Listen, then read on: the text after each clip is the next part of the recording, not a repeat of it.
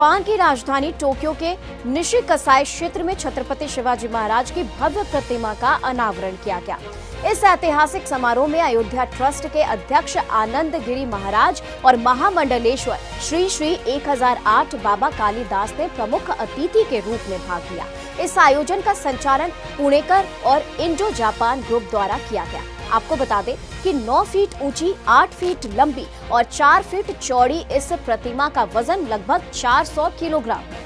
इसे भारत के विभिन्न राज्यों में 8000 किलोमीटर लंबी रथ यात्रा के माध्यम से ले जाया गया और पुणे में यात्रा का समापन कर जापान में स्थापित किया गया।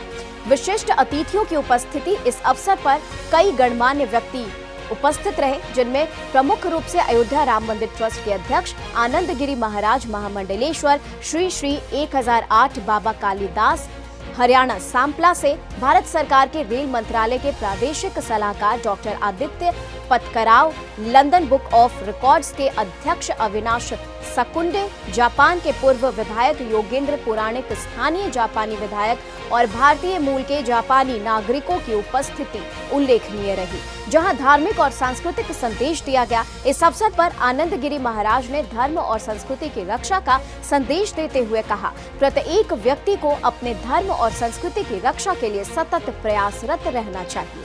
वहीं महामंडलेश्वर बाबा कालीदास ने कहा कि छत्रपति शिवाजी महाराज के विचारों को वैश्विक स्तर पर प्रचारित करने की आवश्यकता है। भारत शीघ्र ही विश्व की महाशक्ति बनेगा। कला और संस्कृति का योगदान। इस ऐतिहासिक अवसर पर प्रसिद्ध अंतर्राष्ट्रीय कलाकार ऐश्वर्या गैगवाल द्वारा छत्रपति शिवाजी महाराज की विशेष ऑयल पेंटिंग जापान को समर्पित की गई। उन्होंने इस कलाकृति में प्राकृतिक रंगों का उपयोग किया। बाबा कालीदास ने वीडियो कॉल के माध्यम से ऐश्वर्या गैगवाल के कार्य की सराहना भी की और उनके योगदान के लिए धन्यवाद दिया। शुभकामनाएं और संदेश। महाराष्ट्र के उप मुख्यमंत्री एकनाथ शिंदे ने वीडियो कॉन्फ्रेंसिंग के माध्यम से शुभकामनाएं प्रेषित की और कहा कि जापान में छत्रपति शिवाजी महाराज की प्रतिमा की स्थापना भारत और महाराष्ट्र के लिए गर्व का विषय। यह हमारे इतिहास और संस्कृति को अंतर्राष्ट्रीय स्तर पर पहचान दिलाने का महत्वपूर्ण प्रयास है। रुद्र मारुतां स्तवन्तु देवैः स्तवैः वेदैः संगपदात्रमुर्पनिषद्रैः गायन्ति अंसामगा ध्यानं वच्च तद्गतेन मनसः पश्येम्स्यां योगिनो ये संतान विदो सुरासुरगणा देवाय तस्मै नमः।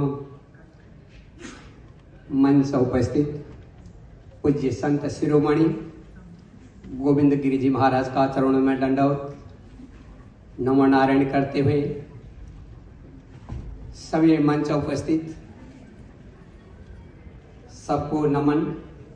यहाँ के टोक्यो को देखने वाले योगी जी, यहाँ का राजनीतिक नेतागण, सभी समस्त भारत से आए हुए छत्रपति महाराज शिवजी महाराज के भक्त, मातृशक्तियाँ, भद्र पुरुष, आज परमहर्ष का दिन है।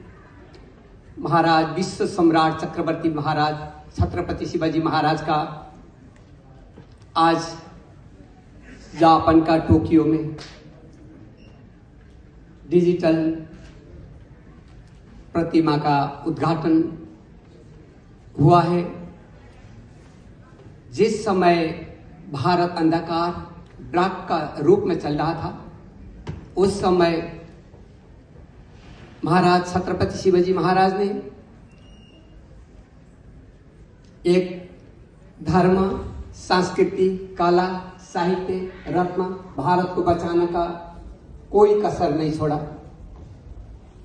नेवी, पर्यटक, जल स्रोत सबको बचाते हुए उन्होंने अपना हिंदू साम्राज्य सम्राट का रूप में उन्होंने जीना और जीवित रहना और जीना सिखाया।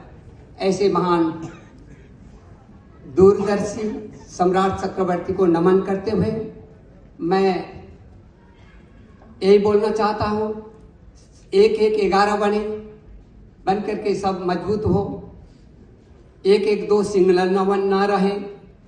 और इतिहास का वर्णन तो महाराज श्री का मुखारबिंद से आप लोग को सबको सुनना मिला। समय को देखते हुए मैं ज्यादा नहीं बोलते हुए इतने में मैं अपना वाणी को विश्राम देता हूँ। जय हिंद, जय भारत। नमस्कार। सभी को जानकारी दे करके बहुत खुशी होगी। आज विश्व सम्राट चक्रवर्ती छत्रपति शिवाजी महाराज का जापान का टोक्यो में डॉक्टर आदित्य पतक राव जी का सानिध्य में उनका टीम का द्वारा एक विशाल मूर्ति का या स्टेचू लगाना जा रहे हैं।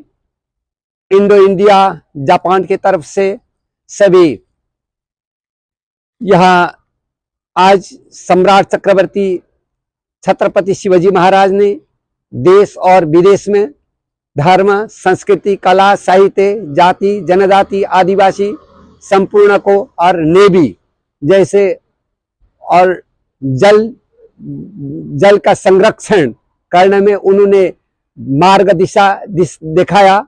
उसका मार्गदर्शक का बीच में आज भारत समृद्धिवान राष्ट्र बन करके समस्त मराठी परिवार का मात्र नहीं होकर के समस्त विश्व में जितना भी मराठी परिवार रहे उनका एक सानिध्य देने में उन्होंने कोई कसर नहीं छोड़ा।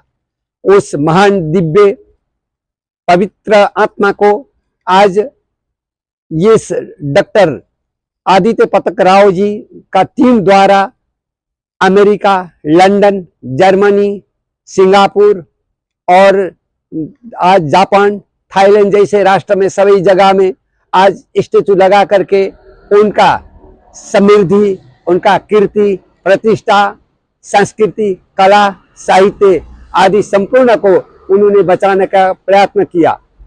इस अवसर में जापान और भारत मैत्री संघ को बढ़ाने के लिए भी आप आदित्य बत्र राव जैसे डॉक्टर साहब आकर के उनका टीम को सबको लेकर के इस जापान का टोक्यो में आप ये आगामी 8 तारीख को यहाँ सवेरे 9 बजे स्टेचू उनका साहित्य, कला, कीर्ति और उनका चलाया हुआ समस्त और वस्त्र और उनका कलाकृति यहाँ आकर के उन्होंने इसको लगाने के लिए यहाँ जापान और भारत का विद्यार्थी लोग या पर्यटक का रूप में आएंगे तो उनका समस्त अस्त्र शस्त्र समस्त देखने को मिलेगा।